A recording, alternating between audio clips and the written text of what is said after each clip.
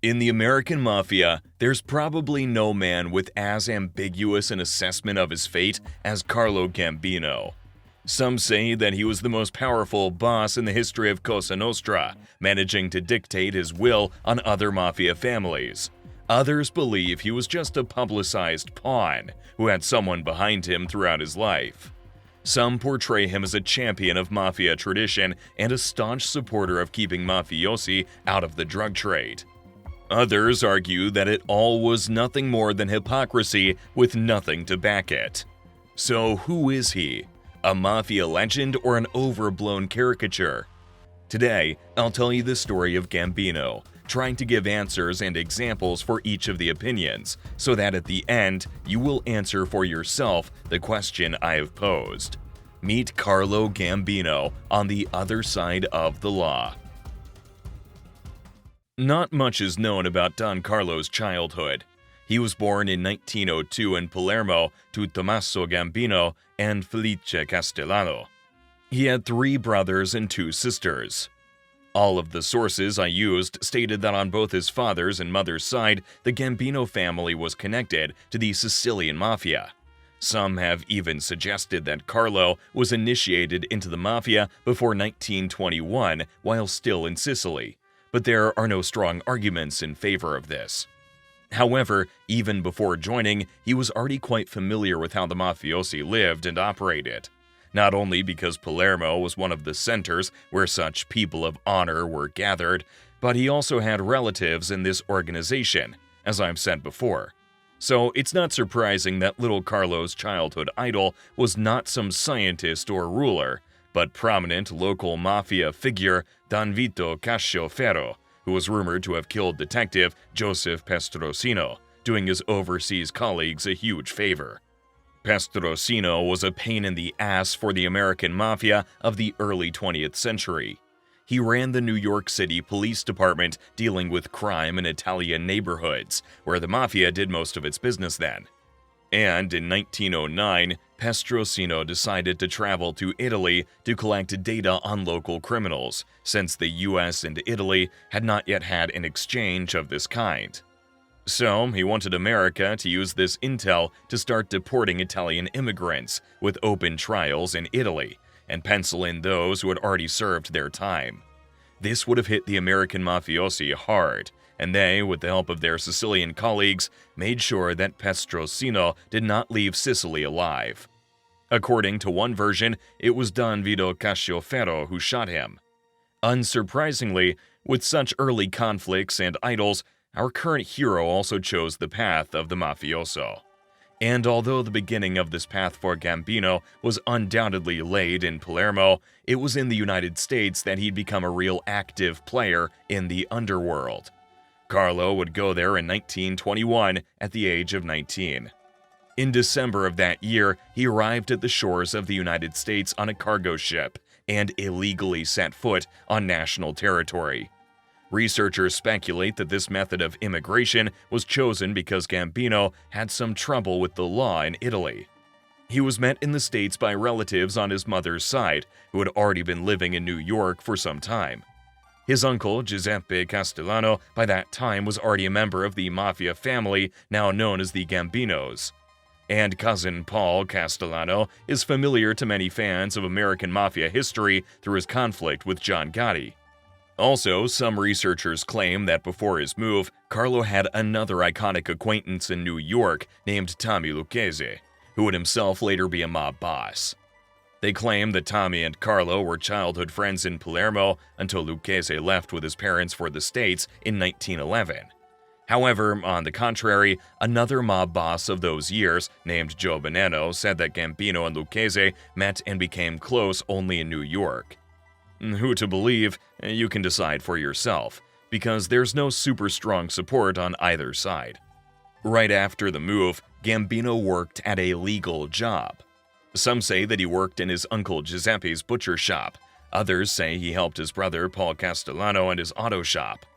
At the same time, his plunge into crime through bootlegging began. At first, he had no businesses of his own. He worked for an unknown mafia member, helping him with logistics and sales. Or, to put it simply, he drove and delivered illegal alcohol. This fact is plagued with a little confusion because of the different sources that refer to Gambino as part of a different borgata, or family unit. Some say that he worked with the D'Aquila family, others that he worked with the Massaria family, but neither of them are right since he, like Castellano, was associated with the Mineo family, and the confusion arises from the fact that relatively recently it became known that Mineo was the boss of a separate family. Before this, Gambino had only been considered a captain. Some attributed him to Massaria, as he was on his side during the Castellamarese War. Others say D'Aquila, as Mineo was also from a family founded by Palermo natives. In fact, until about 1911 to 1912, he was indeed in the same borgata with D'Aquila, but afterward he split off with some number of people and became an independent boss. You can see more about this in my video on the birth of the American Mafia. Another factor why Gambino was attributed to the Massaria family was not only Mineo's cooperation with this borgata, but also the alleged involvement of unproven childhood friend Tommy Lucchese with the Massaria family, with whom he allegedly brought Carlo. In fact, Lucchese was already connected to the Reina family by then, which formed sometime between 1920 and 1921, before Massaria even became the boss of the family. The confusion here is again due to the fact that Reina and Massaria came from a single borgata that split into two in the early 1920s. In general, this is probably all that's known about Gambino from that period. He was associated with the Mineo family and seems to have become a member somewhere between 1922 and 1930. He was a bootlegger, and he married his cousin, Catherine Castellano. From there, Carlo Gambino's name only comes up in the early 1930s as part of the Castellamarese War. At that time, Massaria, who was on the same side as Gambino's boss, Manfredi Mineo, also fought against Salvatore Maranzano. And it seems Carlo had some leverage in the family by then. Joe Bonanno calls him in his book a soldier of the Mineo family. And another mafioso of that time, Joe Velasci, added that Gambino was a big man in the Massaria camp. Both of them are called Carlo in the context of an incident where his brother Paul Gambino was murdered instead of him. The brother survived, and Carlo, along with his cronies, soon defected to Maranzano's side. At the end of the Castellamarese War, in which both Massaria and Maranzano were killed, Carlo found himself in the family led by Vincent Mangano and was apparently promoted to captain. All these years, Gambino managed to stay in the shadows. For 9 whole years, the authorities knew nothing about him at all, and Carlo's first arrest didn't happen until 1930. And listen to this, for looking like a suspicious person. In the end, of course, he was released. As a matter of fact, it happened again the next time he got arrested 3 years later for taking part in a scam. Carlo pulled an old trick called the handkerchief switch scam. Its essence was to approach a wealthy stranger on the street, introduce yourself as a foreigner, and flash a big wad of money while asking them to help you rent a hotel or provide some other service you were willing to pay for. As soon as the money was shown, your accomplice came up to you and started talking about how it's wrong to show so much money on the street, but that you should open an account in an American bank and withdraw a little bit at a time. You'd start saying that you've never used a bank and don't trust them. Then your accomplice would persuade the victim to show you that it's very easy to deposit and withdraw money. Together, you'd go to the bank where the victim withdrew some money. When you saw this, you'd act excited, and out of kindness, you'd want to show how people keep money in your country, where people supposedly don't trust banks. You'd take the man's money, wrap it in a handkerchief, and give it to him. However, as soon as you've wrapped it, your accomplice distracts the victim briefly, at which point you switch the handkerchief with the money for a handkerchief with cut-up paper, and then hurriedly leave on some flimsy pretext. Carlo pulled such a stunt in the city of Brockton in Massachusetts, relieving a gullible citizen of $1,200, and then he was arrested. However, he managed to get out on bail and immediately left the Bay State without being punished for the scam. Why Carlo engaged in petty fraud is not entirely clear, as by the late 1920s, he and his brother, Paul Gambino, were identified by police as leaders of an independent gang of bootleggers.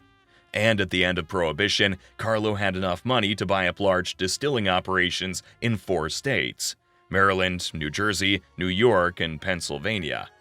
Most bootleggers, after the repeal of the Volstead Act, started getting rid of their illegal stills, believing that the golden age of bootlegging was over. Gambino, on the other hand, thought that even with the repeal, there would still be a high demand for illegal alcohol. And as it turned out, he was right. In addition to stills, Carlo also acquired several companies that were engaged in the production of goods that used denatured alcohol, also known as methanol. This way, he could purchase as much methanol as he wanted, for example, for the alleged production of paint, without obtaining a liquor license. In fact, the methanol was illegally delivered to distilleries, where unneeded impurities were supposed to be removed to make it suitable for alcohol production, i.e., turn it back into drinkable alcohol.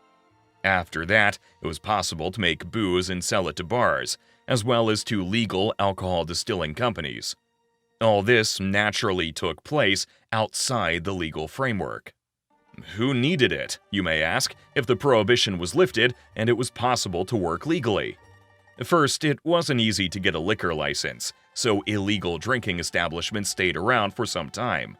Second, the alcohol industry in the States was still being reborn, and the imported supply couldn't cover the demand that was previously covered by bootleggers.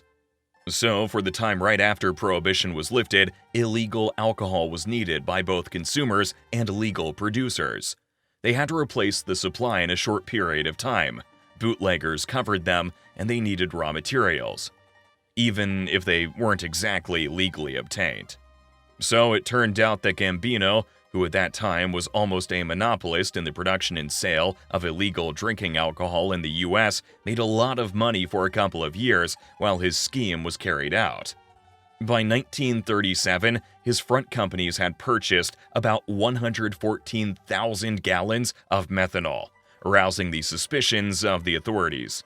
They started digging and came upon Gambino, arresting him in June of the same year, 1937. As a result, Carlo and a few dozen others got indicted on multiple charges, namely, conspiracy to distill denatured alcohol into drinking alcohol, conspiracy to defraud the government of income taxes, possession of liquor on which no federal tax was paid, and illegal transportation of alcohol. In 1939, the trial for this case finally concluded, and Gambino received 22 months in prison and a $2,500 fine. However, he only served a couple of days. The lawyers filed an appeal, leading Carlo to be released, and its result was ultimately the abolition of the verdict, as the lawyers were able to prove that the wiretapping of the suspect's phones was performed illegally, and this was one of the main sources of evidence. Almost immediately after that was another case of tax evasion, but even there Gambino got off easy, serving in prison for only 30 days. Also in this period began some epic attempts at deportation, but we'll return to this a bit later. Now I suggest we move forward some years to the 1940s. The first half of that decade was an extremely strange period in the United States. On the one hand, the defense industry was in full operation, and huge funds were poured into it, some of which were used to pay high wages to factory workers. Moreover, a very large number of laborers was needed, which caused a lot of money to flow into the population almost instantly. But on the other hand, there was practically nowhere to spend this money because of the shortage of goods. And what happens when the legal supply cannot meet the demand? That's right. Those who can meet it get into illegal activity. Naturally, the Mafiosi, and Carlo Gambino in particular, became active players in the black market. Speaking of scarcity, I don't mean that they were living in the US the same as in cut-off Leningrad. They had almost everything, just that some goods could only be purchased in limited quantities on coupons issued by the state. For example, that's how people got gasoline and meat. Carlo was most concerned with the former.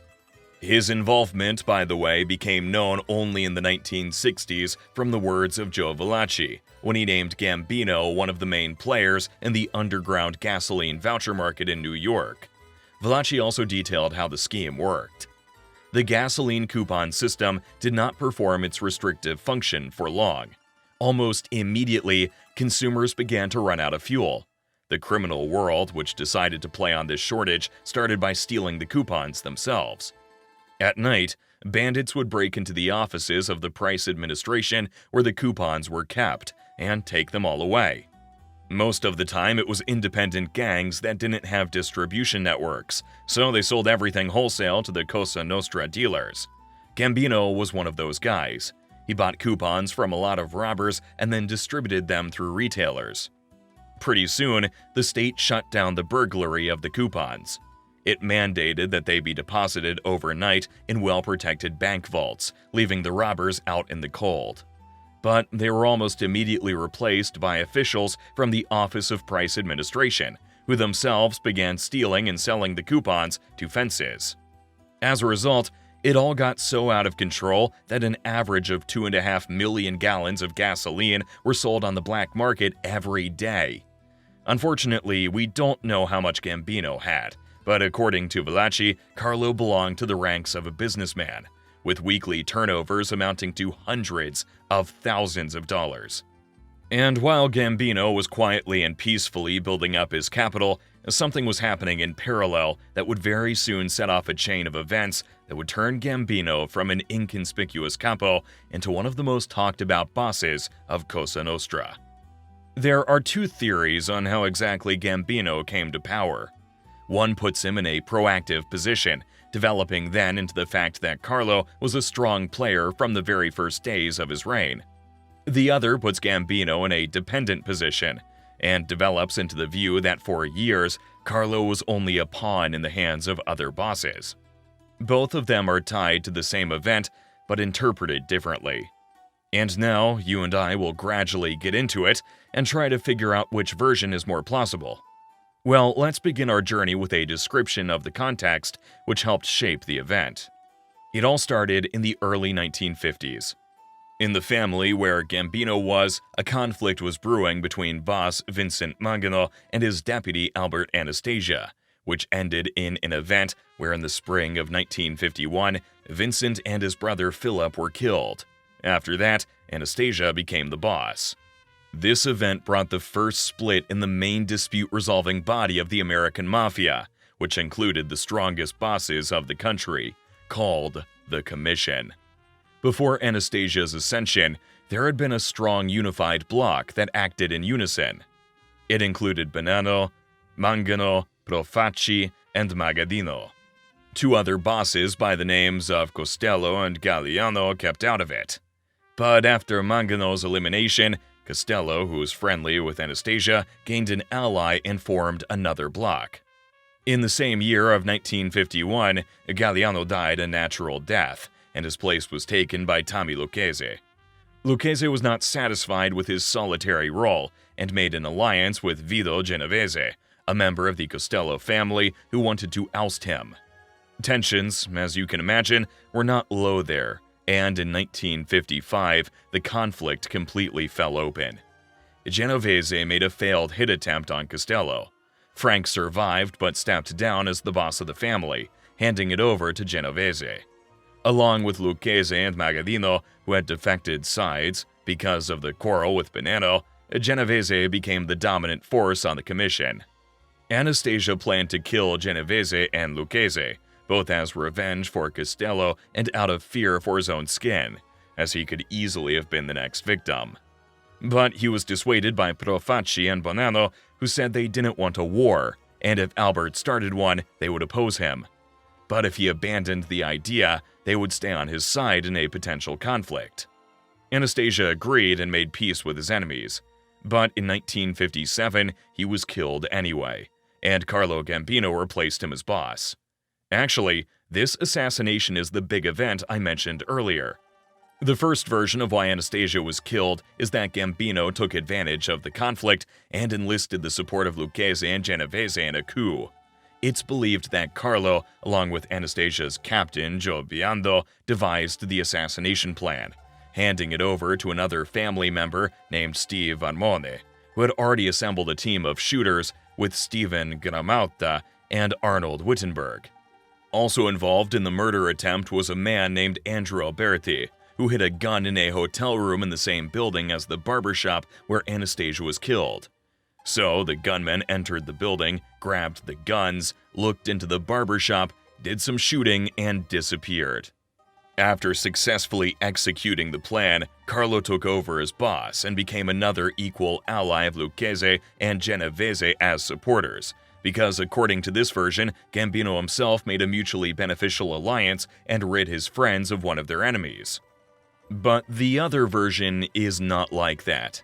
It came up relatively recently, when the testimony of a secret informant named Alfredo Sant'Antonio, a soldier under the leadership of Capo Charles D'Angara, became available. According to Sant'Antonio, the three capos for Anastasia, Charles D'Angara, Joseph Riccobono, and Joe Biondo, learned that Albert was preparing a hit attempt on them. After making sure it wasn't a rumor, they decided not to wait for their deaths and struck first. Biondo put Steve Armone in charge. He found the previously mentioned gunmen. They killed Anastasia.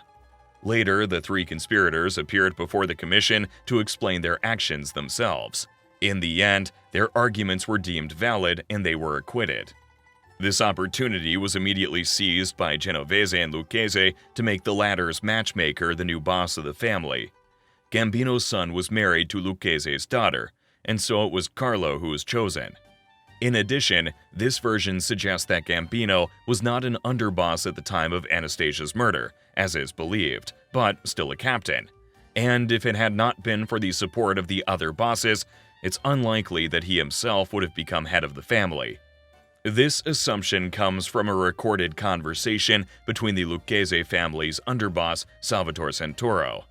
The man was a longtime member of the Mafia, having joined the family while still under Galliano and promoted to captain under Lucchese. He then went to prison in 1959, and upon getting out, was appointed by underboss Tony Corallo as an underboss. On this recording, Santoro claimed that Gambino would never have become boss if it had not been for Lucchese's help, hinting that it was Tommy who pushed his candidacy through when Anastasia was killed, which is quite consistent with our second version. Also, Santoro's other statements where he says that Albert was not even going to choose Gambino lead us to the version that after the assassination in the mid-1950s of Anastasia's deputy, Frank Scalise, it was actually Nino Conte, not Gambino, who took his place. Finally, in another statement, Santoro indirectly hints that the choosing of Carlo was imposed by the commission, bypassing the rule that the new boss must be chosen by vote within the family. In this case, Gambino might never have become boss, because in terms of influence, he was no stronger back then than the other captains. And all the data from this version lead us to the fact that Carlo, having become the boss, was not really a full-fledged leader, but was a protege of Genovese and Lucchese, to whom he owed his elevation. But if you think that the Mafia Game of Thrones ended after Gambino became the boss, I hasten to inform you that it did not, and Carlo was in the very epicenter of it. First, he, along with a couple dozen other bosses, fell into the clutches of the police at a mob convention in Appalachian. It's believed that one of the items on the agenda of that meeting was to formalize Carlo as a boss. Secondly, Gambino needed to establish authority in the family, since not everyone was happy with his appointment. There was a group of conspirators who wanted to depose him, but Carlo found out about their plans and struck first. There are at least two known murders connected to this story. They were Armand Rava, believed to be the head of the rebels, and John Rabilotto. Apparently, the elimination of these two guys was enough to normalize the situation, and from that moment on, such attacks in the direction of Carlo were no longer observed. Thirdly, the problems were not only within the family. Joe Bonanno, who had been the unspoken head of a coalition of bosses in the commission that had spoken alone and dictated its own terms, by the early 1950s had almost completely lost his influence. First, his ally Vincent Magno was murdered. Then Vito Genovese ousted Costello as boss, forming a coalition with Lucchese. Then Bonanno's brother Stefano Magadino quarreled with him and sided with Lucchese. Furthermore, Gambino, also loyal to Lucchese, became boss. And finally, the new commissioner, Angelo Bruno of Philadelphia, was also for Lucchese. Bonanno had only Joe Magliocco as an ally, a successor of Joe Profaci, who had died of cancer in the early 1960s. The Gallo brothers' rebellion was raging in Magliocco's family at the time, which the commission left him to deal with alone. Bonanno took advantage of this and persuaded Magliocco to join the plot to kill Lucchese, Magaddino, and Gambino so as to make a move and once again become the main force in the commission. But Carlo got lucky here too. A man named Joe Colombo, who Magliocco had implicated in the scheme, came to Lucchese and Gambino, revealing his boss's plans. Magliocco was eventually suspended and allowed to die in peace. He was ill at the time and passed away soon after. Though Bonanno denied his participation in the conspiracy, he was also removed as boss by the commission. He still tried for some time to regain power by means of intra-family warfare, but he finally abandoned this venture and left New York.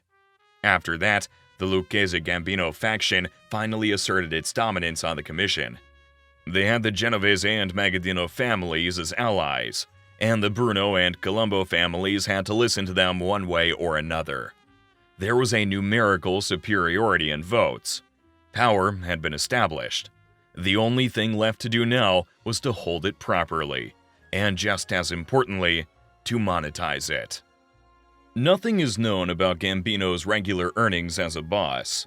It's not clear whether he was involved in anything along the lines of usury, extortion, or gambling back then. However, you and I can currently be aware of at least two of his main sources of income. The first is SGS Associates, a labor relations company. To put it plainly, this firm was in the business of settling issues between workers, unions, and employers. They were called upon when you wanted to use non-unionized labor without problems, when you wanted to deal with a strike, or when you wanted to make sure in advance that no strikes occurred. So, SGS Associates, a company that Carlo had a one-third stake in, was a kind of criminal guarantor of steady work, regardless of anyone's grievances. The firm's net earnings were estimated at $500,000 a year, and among its clients was Wellington Associates, the real estate group that owned the Chrysler Building and was described at the time as the largest real estate player in the country. The most famous strikes the firm handled were the Flowery Branch Hospital Workers Strike and the Chrysler Building Workers Strike in the 1960s. The second major source of income came to Carlo after the death of his main mafia ally, Tommy Lucchese, in 1967. As we mentioned earlier, Gambino's son Thomas was married to Lucchese's daughter, and his father-in-law put him into his business, racketeering in the New York garment industry. When Lucchese died, however, Carlo decided to push his son up through the ranks. Here, racketeering was based on controlling trucking, without which, as you can imagine, the clothes simply would not get delivered anywhere from the factories, and the materials for their production would not arrive. In the early 20th century, many independent logistics companies handled transportation for factories, but by the mid-century, gangsters had organized most of them into unions and began to control the industry through them. You can see more details on how this worked in my video on Louis Buchalter. The man who ran transportation for Lucchese was James Plumeri, who started getting pressed by Carlo. And when he was killed in the early 1970s, Carlo reigned supreme in the garment district. Another of Gambino's livelihoods that also needs to be discussed is drug dealing. Carlo's probably the most publicized boss of Cosa Nostra, credited with the family's ban on this activity. But was this really the case? To get to the bottom of this question, I suggest we not just read the arguments for and against it, but dive a little deeper and take a broader look at the issue, touching on the myth of the mafia not dealing illegal substances in general. Since Carlo is the most prominent example here, an explanation of the whole issue will be appropriate and will make his own position on the matter clearer. Let's begin with what this myth is. In case you didn't know, it breaks down into several subpoints. The first is that the mafia tradition itself forbade the drug trade. This is largely peddled by Joe Bonanno in his book. However, let's remember when the very tradition of the Mafia was taking shape. This was the 19th century, and perhaps the final formation in the early 20th century. But even if we capture the early 20th century, drugs were legal then, and were openly sold in stores and pharmacies. So what prohibition of the drug trade are we talking about, if at the formation of the Mafia they were just appearing and were not even considered a problem outlawed yet? Then we go on to complain that everything is the fault of these new school mafiosi, who would sell their mother for money and therefore sell drugs. It's not like the old school Gambino times, where they certainly did not get involved in such things. However, there are statistics in which we can see a clear trend in the increasing share of mafiosi in the drug market. In the 1910s, they were about 10%, and by the end of the 1930s, more than 40%. In the future, they would almost completely displace their main rivals, the Jewish gangsters, in heroin smuggling. Every family in that period had a person from Gambino's generation who was involved in drugs. Just to name a few, Charles Luciano, Carmine Galante, the Armone brothers, Joe Biondo, Gian Ormento, and Nicola Gentile. And, mind you, all of these people went on to have a great career in the Mafia, even though they were involved in the drug trade. As you can see, there was no single prohibition. Bosses could create such rules separately in their families, but how it was implemented is another matter, and most often heads of families just turned a blind eye to the drug trade as long as the money went into their pockets. Carlo Gambino was probably of a similar opinion. There may have been a prohibition, but it was very poorly enforced. The previously listed Armone brothers and Joe Biondo were actually from the Gambino family, and the latter was his underboss for a long time. One of the closest ones to Carlo, his brother Paul Gambino, was also involved in heroin smuggling since the post-war years, cooperating with the Sicilian Mafia. And there's even a theory that Paul's operation actually belonged to Carlo. Well, and we shouldn't forget about another relative of Carlo's, the so-called Gambinos of Cherry Hill, who in the 1970s started building their giant drug empire. It was easier to say who in Carlo's entourage didn't deal drugs. If there was prohibition, it was only as a joke. As we've started talking about this myth in general, we can't help but talk about its third component. Here, it was already admitted that the Mafia had something to do with drugs, but they are credited with keeping the substances away from their neighborhoods. They didn't shit where they ate. Some of this was true, but it didn't do any good. Anyone from the Italian quarter who wanted to find a dose only had to drive a couple of miles, and voila, there was dope for the buying very quickly and easily, supplied to dealers by their mafioso neighbors. To summarize, I would like to say that the Mafia not only lacked any prohibition on drug handling, it was in fact the main supplier of heroin in the country. Most of the dealers who wanted to sell heroin on the streets worked with Cosa Nostra. We talked earlier about the fact that after the attempted coup in the commission by Joe Bonanno, a new order was established there with a dominant group led by Lucchese and Gambino. There were a total of 9 bosses on the commission at the time, 5 from New York and 1 from Chicago, Buffalo, Philadelphia, and Detroit each. Lucchese and Gambino had Buffalo, Genovese had Philadelphia along with Colombo as an ally. And after Lucchese's death in 1967, Gambino single-handedly took over as the leader of the secret faction, and was quite successful in that role for the rest of his life. The only issue during this time was Colombo, who decided to play as a public figure. He created the Italian-American Civil Rights League and started to promote it in every way possible. He organized rallies, went on TV, gave interviews to newspapers, and attacked anyone who decided to use the words Mafia or Cosa Nostra in their movies or TV series. Even The Godfather caught heat, which was filmed during that time. At first, Gambino did not suppress the idea, and even personally donated several tens of thousands of dollars, but Colombo knew no boundaries, attracting the attention of not only the public, but also the FBI. And in December 1970, the Bureau ultimately got Colombo's documents with the names of all League members with the size of their donations. Among them, Gambino. Carlo and a couple of other mobsters, including Genovese boss Thomas Eboli, were then questioned by a grand jury, which was probably the turning point where Colombo's scheme lost mob support.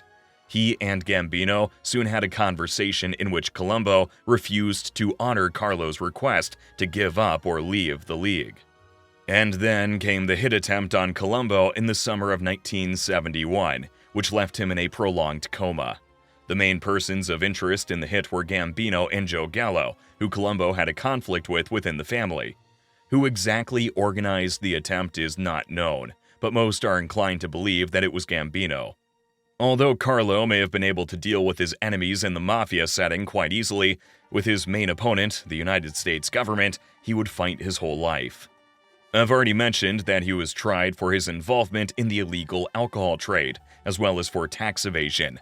But the main problem that could not be solved was his deportation case, because, as you might recall, Carlo arrived in the States as an illegal immigrant. In 1935, he tried to change that status. He went to Canada and attempted to come back legally with a visa, but he got denied. Seemingly not too shaken up, Carlo somehow made it back to the US again. In November 1936, he got arrested for the first time for his illegal status in the country, but in 1937, the charge was withdrawn for some reason. Then the war broke out and Gambino was forgotten for a while. They remembered him only after the meeting in Appalachian in 1957, but when the authorities went to arrest him, it turned out that shortly before they came, Carlo had gone to the hospital for heart-related surgery. Whether this was just a coincidence or Gambino was playing some kind of tricky game is impossible to determine, but such coincidental tricks would be encountered many times in the future when trouble with the law arose. It wasn't until August 1958 that the immigration officer was able to issue a warrant. The trial was scheduled for September, but each time, Carlo suddenly became ill before the hearing. Apparently, he did have heart problems, as he had undergone several operations, but they were clearly exaggerated for the authorities. It worked regardless, since something similar to the first case hearing happened in 1963. Again, nothing much was resolved there, and there were constant postponements due to his health. Finally, in 1966, the Immigration Office managed to issue a deportation order based on his illegal entry in the 1920s. Gambino's lawyers decided to challenge the decision, and the case went back to the course of constantly postponed sessions, lasting until 1970, when the court finally recognized the order as valid. However, this was far from a victory for the authorities. Now they had to prove that Carlo could even withstand deportation. They had no time for this, and Gambino managed to emerge victorious even here. Until 1976, the realization of the sentence was constantly postponed, and in October of that year, Carlo Gambino died peacefully of natural causes.